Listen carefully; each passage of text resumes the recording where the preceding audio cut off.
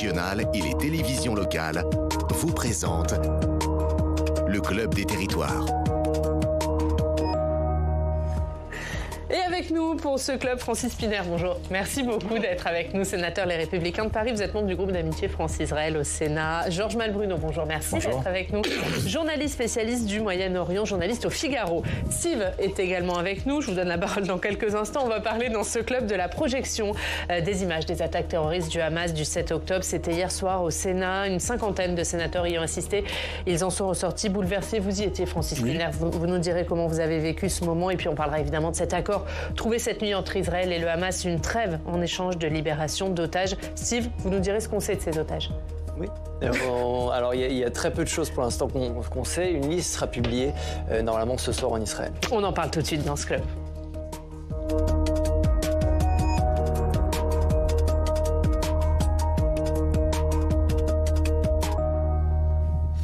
Et on va commencer en parlant de cette projection qui avait lieu hier soir, projection de ces images du 7 octobre, de ces attaques terroristes du Hamas. Steve, d'abord un mot sur la jeunesse de ce film. Oui, alors ce qui est intéressant à noter, c'est que ce n'est pas l'habitude d'Israël de revenir en général sur les attentats, sur les massacres qui sont commis. Ça s'explique par l'histoire un peu du pays. En général, il y a une attaque, il y a un attentat, et on passe très vite à autre chose.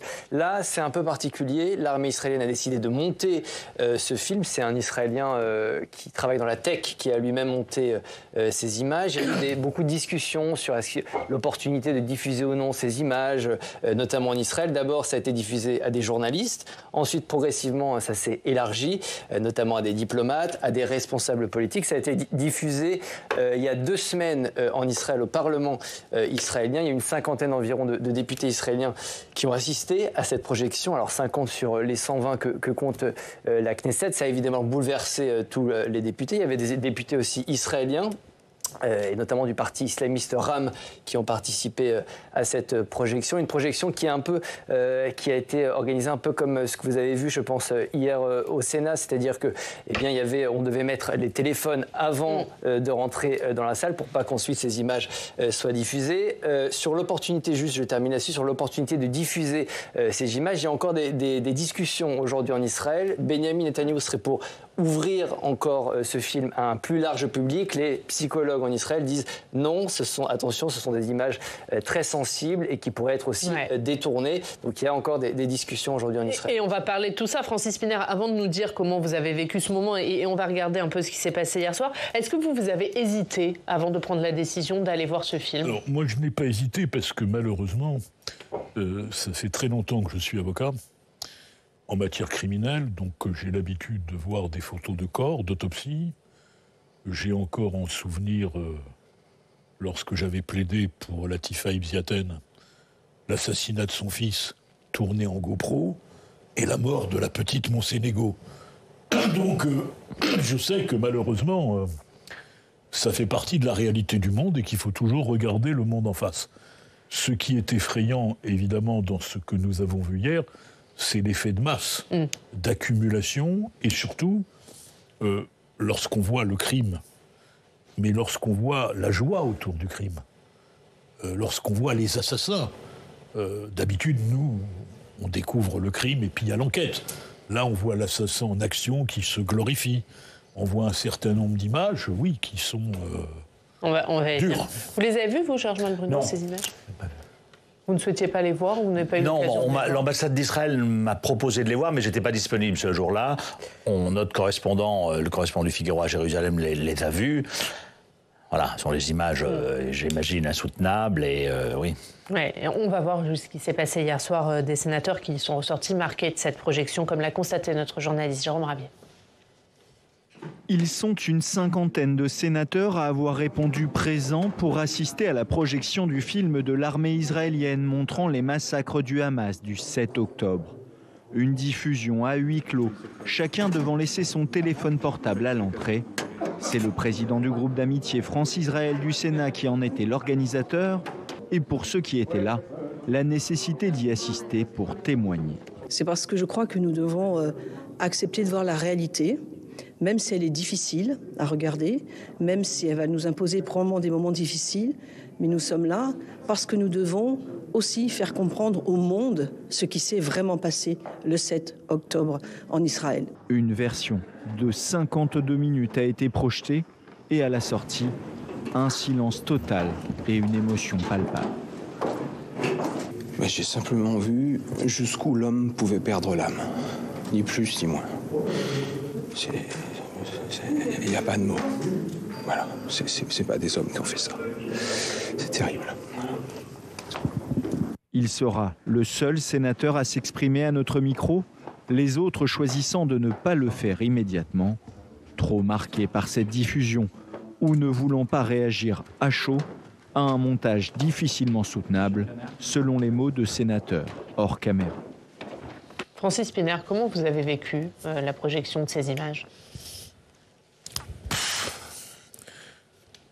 Il y a quelqu'un qui a parlé et qui a dit que c'était pas humain. Et je pense que malheureusement, c'est très humain. Et donc, il faut s'interroger toujours sur la capacité de l'homme à commettre de telles atrocités. D'autant plus que ces atrocités, elles sont commises par des gens fiers de les commettre. Et donc, on se dit que quand on sort, il faut éviter d'être dans la haine. Parce que quand vous voyez ces images, vous comprenez l'envie de haine et de vengeance. C'est ce que disait notamment Aurélien Pradier, votre collègue député LR, qui disait que lui, il n'avait pas voulu y assister parce qu'il avait peur, du coup, que ça fasse naître un sentiment de vengeance.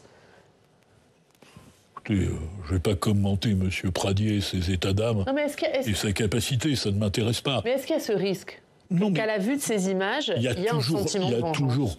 Il y a toujours le risque que les gens, voyant ça, se disent « Eh ben, on peut raser Gaza, ça pose aucun problème ».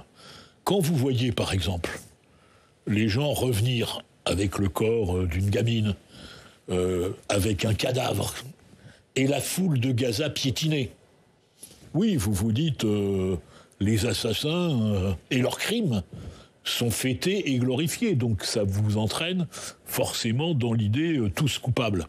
Et donc, oui, il faut les regarder, parce qu'il faut voir la réalité en face, mais il faut avoir non pas le recul, parce que le mot serait un peu dérisoire, mais il faut avoir, quand on est responsable politique, la tête froide, et de dire ce crime a existé, ce crime devra être puni, mais à l'arrivée, ce n'est pas la force qui l'emportera d'une manière ou d'une autre. Georges Malbruno, Steve le rappelait, il y a un débat sur l'opportunité ou non de montrer ces images. Est-ce que pour vous, il faut les diffuser, ces images ?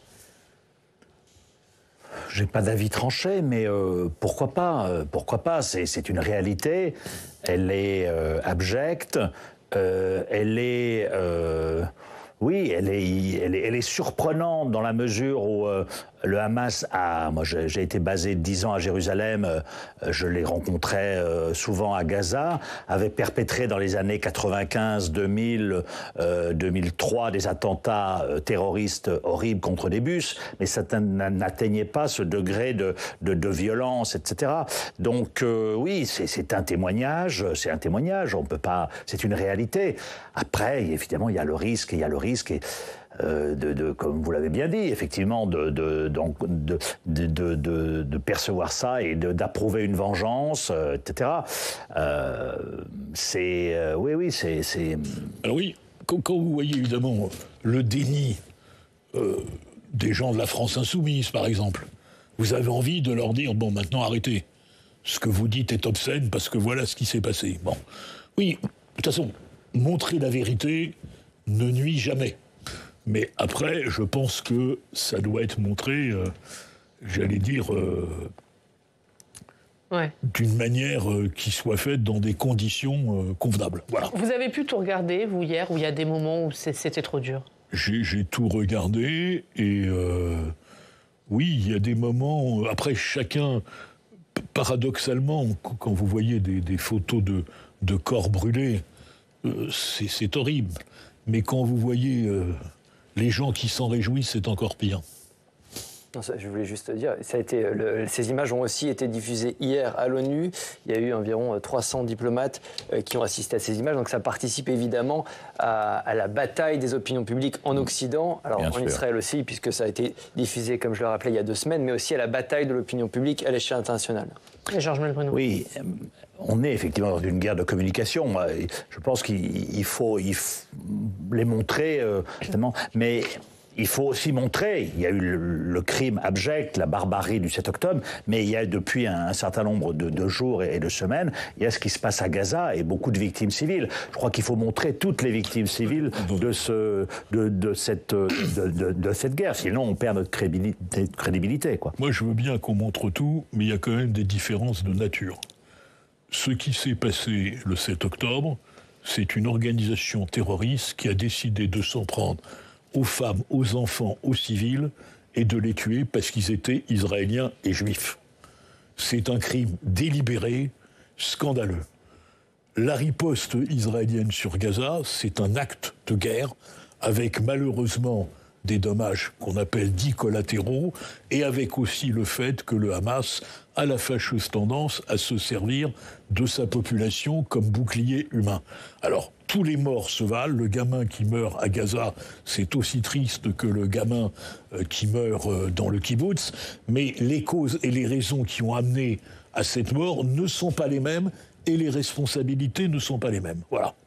Georges Malbruno, là-dessus, et sur le fait que le Hamas se sert des Palestiniens. Oui, non, je suis d'accord avec vous, mais comme l'a dit le président de la République, la vie d'un Israélien équivaut à la vie d'un Français, équivaut à la vie d'un Palestinien. Sinon on crée un fossé et on participe à importer un conflit, ce qu'on ne veut pas. Donc je suis d'accord avec vous, il y a eu un attaquant.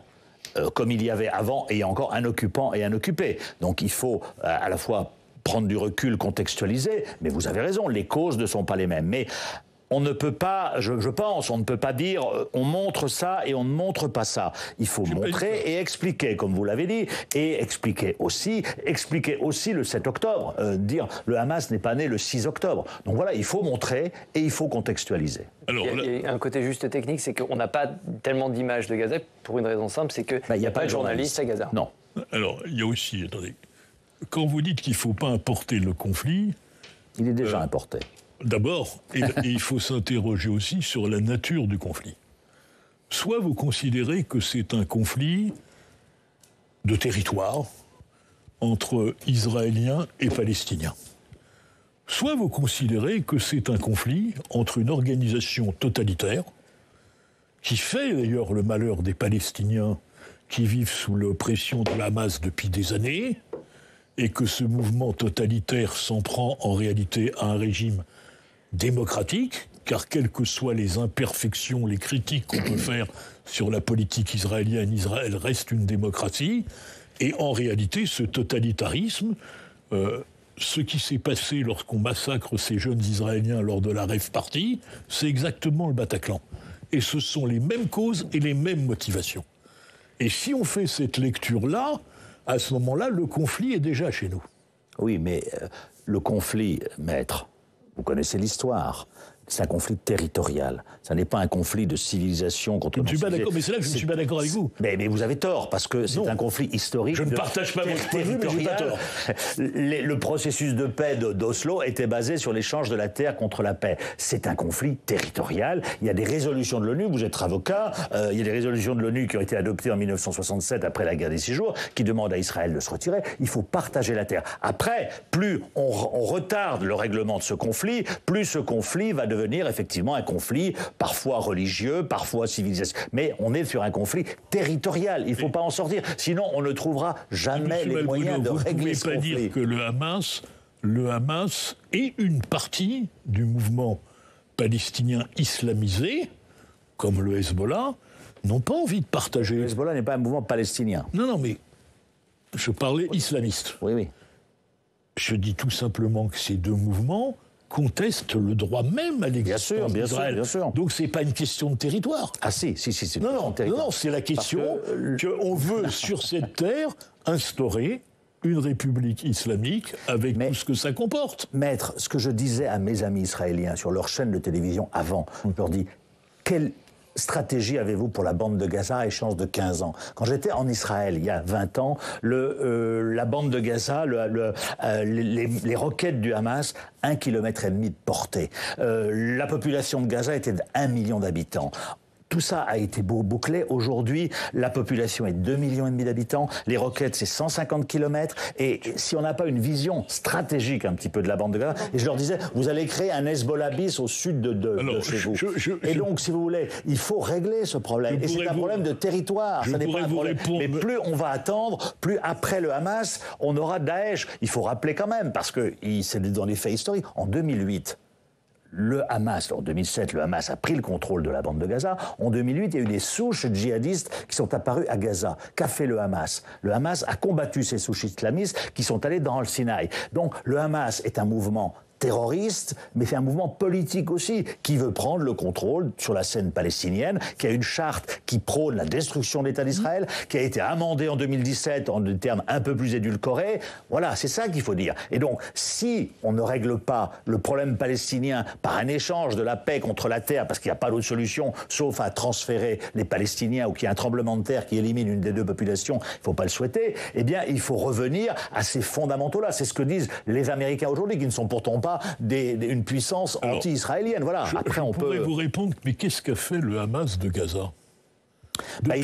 Depuis 2006-2007 qu'ils règnent sans partage, en ayant éliminé physiquement leurs oppositions, y compris celle du Fatah, en étant opprimé la population. Qu'est-ce qu'ils ont fait?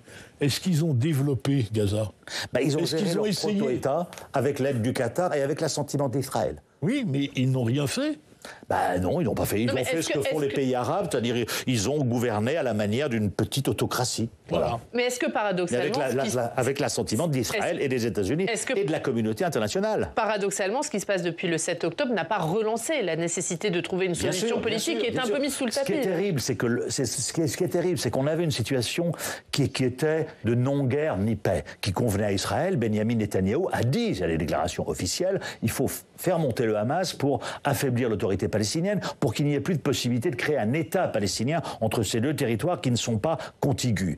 Donc voilà, on a joué un peu avec le feu. Et ce qui est terrible aujourd'hui, c'est qu'à la faveur, entre guillemets, de cette barbarie du 7 octobre, eh bien on se rend compte que la cause palestinienne qu'on avait oubliée, qu'on avait voulu oublier, que les chancelleries occidentales avaient voulu oublier et ne voulaient pas voir, eh bien elle existait toujours et elle existera encore demain. Et le Hamas sera probablement très affaibli à Gaza, il ne sera pas éradiqué, mais il existera encore en Cisjordanie. Donc il faut recréer les conditions d'un chemin politique, c'est ce qu'essaient de faire les Américains, c'est ce qu'on va essayer de faire après. Alors ce sera très compliqué parce qu'il y a de la haine côté israélien, on peut les comprendre, et il y a de la haine côté palestinien parce qu'aujourd'hui...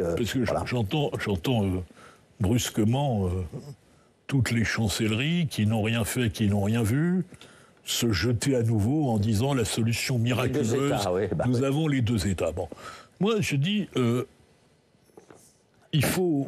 Qui est chez les Palestiniens le Mandela et qui est chez les Israéliens de Klerk? C'est bien ça le problème. Parce qu'on oublie qu'en réalité, pour qu'il y ait eu Mandela, il a fallu le courage de Klerk, qui est le grand oublié de l'histoire de la paix qui régnait en Afrique du Sud. Quand je vois le paysage politique du Moyen-Orient, je ne vois pas le Mandela palestinien et je discerne mal qui peut être le de Klerk israélien aujourd'hui. Oui. On va parler des otages, oui. Puisque c'est l'information de cette nuit. Israël qui a donc approuvé un accord visant à obtenir la libération de 50 otages aux mains du Hamas en échange d'une trêve de 4 jours. Mais Israël prévient, cet accord ne signifie pas la fin de la guerre. Yann Effelé. Après 6 semaines d'angoisse, enfin l'espoir pour les otages et leurs familles. Environ 240 personnes ont été enlevées le 7 octobre. Le Hamas et Israël confirment avoir chacun trouvé un accord pour la libération d'une cinquantaine d'entre eux. Le gouvernement a approuvé les grandes lignes de la première étape d'un accord, selon lequel au moins 50 personnes enlevées, des femmes et des enfants, seront libérées pendant 4 jours, au cours desquels il y aurait une accalmie dans les combats. Une trêve négociée conjointement par le Qatar, qui travaille depuis des semaines avec les États-Unis et l'Égypte. Le début de cette pause sera annoncé dans les prochaines 24 heures et durera 4 jours sous réserve de prolongation. Dans l'accord figure en contrepartie la libération de prisonniers palestiniens. 10 otages contre 30 prisonniers dès jeudi, annonce un haut responsable du Hamas. Ce matin, la France salue cet accord. Nous espérons qu'il y a des Français parmi eux, et même si possible parmi le premier groupe qui va être libéré, puisque ce doit être grâce à une trêve des libérations étagées. Nous l'espérons. J'ajoute, nous y travaillons. Et nous y travaillons d'arrache-pied, c'est vraiment notre première priorité depuis le début. Mais ces premiers signes de répit ne signifient pas la fin des combats. Israël confirme sa volonté d'éliminer le Hamas à l'issue de la trêve. Et les terroristes ne désarment pas. Les dispositions de cet accord ont été formulées conformément à la vision de résistance. Nous confirmons que nos mains resteront sur la gâchette et que nos bataillons triomphants resteront aux aguets. Joe Biden se dit ce matin extraordinairement satisfait par l'accord. Georges Malbruno, Benjamin Netanyahou n'avait pas d'autre choix que de conclure cet accord devant la détermination de son opinion publique et la mobilisation en faveur des otages? Non, il n'avait pas d'autre choix, parce qu'il y a eu une prise d'otages de masse, et donc les 240 Israéliens détenus aux mains du Hamas et d'autres groupes sont un élément de l'équation de la guerre. Et donc, on voit bien ce qu'a dit Netanyahou, comme ce qu'a dit le Hamas, on voit bien qu'il va y avoir une pause, et que cet accord, c'est tant mieux, n'est qu'une première étape, mais à l'issue de cette première étape, il y aura probablement une reprise des affrontements. Mais la question que je me pose, et je pense que c'est l'élément essentiel de cet accord, qui est quand même un accord important, parrainé par le Qatar, avec un rôle extrêmement important des États-Unis. Il y aura probablement des détenus binationaux israélo-américains qui seront libérés. C'est ce que ça n'enclenche pas quand même quelque chose, une dynamique en vue d'un apaisement, ou en tout cas de libération d'autres otages? Parce que les choses sont assez claires. Le Hamas d'ailleurs l'a dit dès le premier jour, nous avons suffisamment d'otages israéliens pour obtenir la libération de tous les détenus palestiniens. On sait qu'il y en a à peu près 4-5 000. Donc là, ils vont libérer sur 4 jours, si tout se passe bien, une cinquantaine d'otages israéliens, une douzaine par jour. On croit comprendre qu'en contrepartie, il y aurait 150 détenus palestiniens qui sortiraient des prisons. La trêve va s'arrêter dans 4 jours. Ensuite, il y aura de nouveau des affrontements, des combats. Et de nouveau, il y aura probablement des négociations, parce que le Qatar a bien dit que c'était une première étape. On parle de possibilité de reconduire cette trêve. Donc voilà, ce qu'il faudrait espérer, parce que je ne pense pas, et je ne suis pas le seul, que Israël arrivera, comme il l'a souhaité, comme il le souhaite, à éradiquer militairement et politiquement le Hamas. Donc il faut souhaiter qu'Israël arrive à affaiblir durablement le Hamas pour qu'il ne représente plus une menace, comme c'était le cas avant le 7 octobre. Mais il faut souhaiter que d'autres otages soient libérés, et que les pauses humanitaires permettent à la population de Gaza de pouvoir un petit peu respirer, etc. Et qu'on arrive vers un chemin de sortie de cette guerre. Et parce qu'il faudra penser aussi à l'après-guerre, qui est un autre défi très important. C'est une pause effectivement de 4 jours. Alors c'est 4 jours pleins, donc c'est 5 jours au total. Et ce qui est prévu aussi, c'est que pendant ces 4-5 jours, eh bien, le Hamas va tenter, c'est ce qu'ils disent, de chercher où sont les autres otages, comme si ils ne savaient pas exactement où se trouvaient les autres otages, et les discussions vont continuer à raison de 10 otages supplémentaires libérés pour un jour de trêve supplémentaire. Donc ça peut nous entraîner comme ça pendant 1 à 2 semaines. Le Hamas qui va sans doute effectivement utiliser ce temps pour se repositionner, pour se réarmer. Israël est au courant. Dans cet accord qui a été conclu aussi, il faut le dire, c'est que le Hamas a obtenu que les drones de surveillance israéliens ne survolent pas la bande de Gaza pendant 6 heures. Donc c'est beaucoup, c'est important. Israël a tenté de mettre de côté cette condition. Finalement, ça n'a pas été obtenu.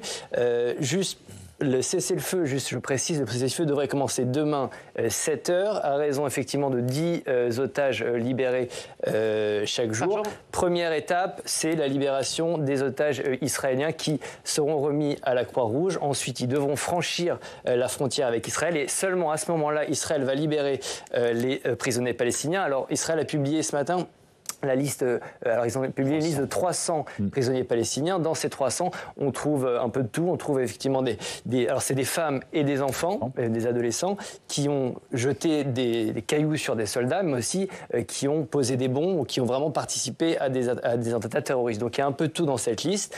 Et dernier point, je termine là-dessus, c'est que pourquoi le cessez-le-feu commencera demain seulement, c'est que pour des raisons juridiques, les Israéliens ont 24 heures pour faire appel de la décision du gouvernement de signer cet accord avec le Hamas. C'est-à-dire que si les Israéliens estiment que cette libération met leur vie en danger, eh bien, ils peuvent faire appel devant la Cour suprême pour protester contre cet accord qui a été donc signé et validé par le cabinet militaire et le gouvernement israélien hier.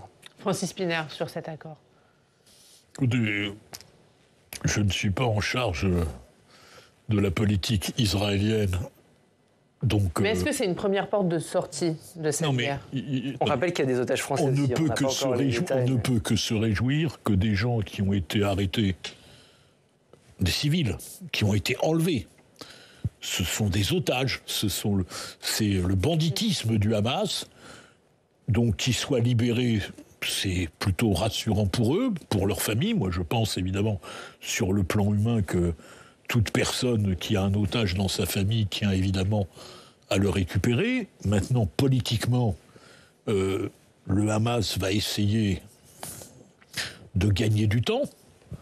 Et donc la question qui se pose, mais ça ne m'appartient pas, c'est est-ce que Israël peut se permettre que le Hamas s'en sorte à si bon compte sur le plan psychologique ? Israël était la puissance militaire. C'est comme le 11 septembre, le 7 octobre. C'est devenu le colosse au pied d'argile.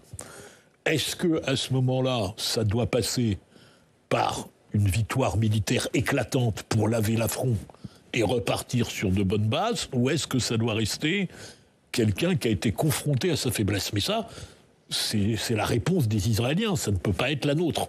Mais ce sera un vrai sujet pour eux. Voilà.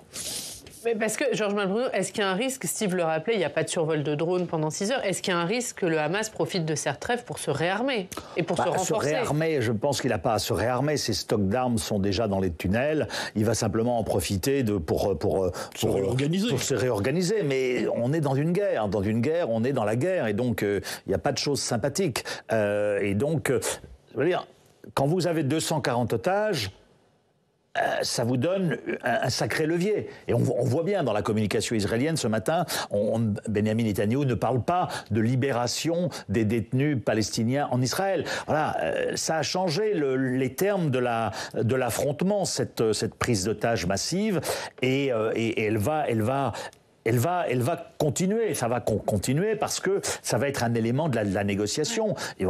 50, s'ils en ont 250, ça veut dire 5 séquences. Sachant que, je ne suis pas un devin, mais je connais un peu... 3 semaines. Oui, au minimum. Ça peut nous entraîner jusqu'à 3 semaines à raison de 10 otages par jour.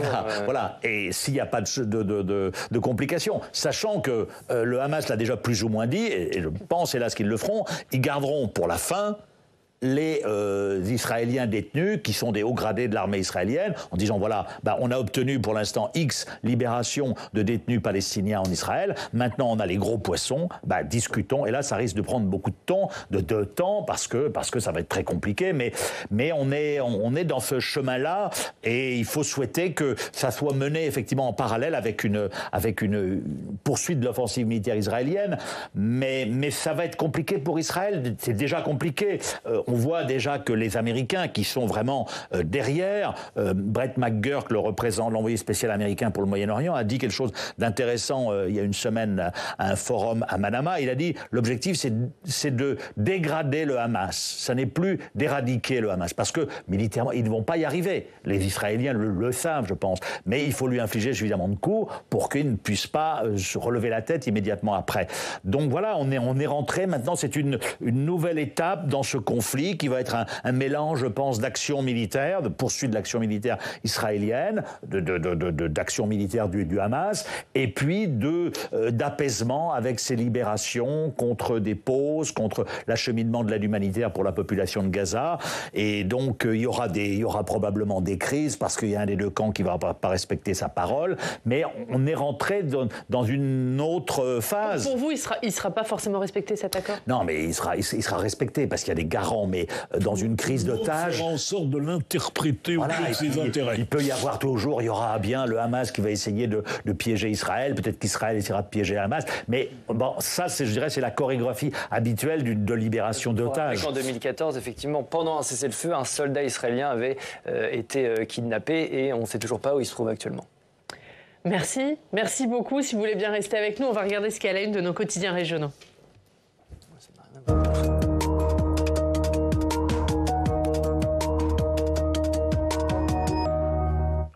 Et Steve, à la une de la presse régionale ce matin, le crève-cœur des restos. Oui, on va voir ce qu'il y a à la une de Corse Matin. La 39e campagne des Restos du Cœur a débuté hier. Elle est marquée par des difficultés financières inédites. L'association est obligée de revoir à la baisse ses distributions malgré des demandes en hausse. En Corse, ce sont plus de 3000 personnes qui bénéficient de l'aide des restos. Cette année, le nombre de repas distribués par personne va diminuer. On l'attendait depuis longtemps, elle arrive. Ça y est, la loi Grand Âge, elle était promise par Emmanuel Macron en 2018. Promesse restée lettre morte, mais Elisabeth Borne annonce finalement une loi pluriannuelle sur le grand âge et l'autonomie. Ça sera pour 2024. C'est à la une des DNA. Pourquoi ? Parce qu'Elisabeth Borne a rencontré les lecteurs du journal à l'occasion de son déplacement à Strasbourg. Les échanges sont à lire dans le journal. La première ministre revient notamment sur ses engagements européens, manière aussi peut-être de préparer les élections à venir du mois de juin. Vent de panique dans les rues de Troyes. Oui, c'est à la une de l'Est éclair. Lundi, un mineur d'origine guinéenne a été interpellé par la police. Il était armé de plusieurs couteaux et menaçait les passants en criant « Allahu Akbar ». La scène s'est déroulée à proximité de sites accueillant des élèves et des étudiants. L'homme serait un mineur isolé, hébergé dans un foyer de la ville. Plus de peur que de mal. Aucun blessé n'est à déplorer. L'enquête de la police va maintenant se poursuivre. Sujet plus léger, les arnaques du Black Friday. Oui, le Télégramme nous aide à éviter les pièges. Une étude, alors le Black Friday c'est vendredi, hein. Une étude montre que 35% des articles vendus le jour du Black Friday sont plus chers qu'un mois auparavant. C'est contraire à la loi qui organise les promos. Le Black Friday représente beaucoup d'argent, puisque les Français, puisqu'en France, c'est près de 400 millions d'euros de chiffre d'affaires pour les commerçants. En moyenne, 259 € sont dépensés par les Français. Voilà, avant d'acheter, lisez le Télégramme. Ça y est, c'est aujourd'hui ? C'est aujourd'hui. La sortie du film de Ridley Scott sur Napoléon sort ce mercredi. La une de la Provence qui fait de Napoléon, certes, un Corse, Oriane, mais un Corse qui a été propulsé sur le devant de la scène par la Provence, par la région Provence. C'est là que tout a commencé pour lui. Ses premières victoires, son premier amour, ses premières chimères. Article passionnant à lire dans la Provence. On retrouve aussi une interview de l'acteur qui joue Napoléon, Joaquin Phoenix. Merci beaucoup. Merci Steve. Merci Francis Piner d'être venu. Merci beaucoup Georges Malbruno. On regarde la une de votre journal, Le Figaro, c'est la loi immigration. Darmanin à la manœuvre à l'Assemblée. C'est à la une du Figaro aujourd'hui. Merci à tous de nous avoir suivis. Prochain rendez-vous à 15h, la séance de questions d'actualité au gouvernement. Et puis à 18h, Thomas Huck, Sens Public. Très bonne journée.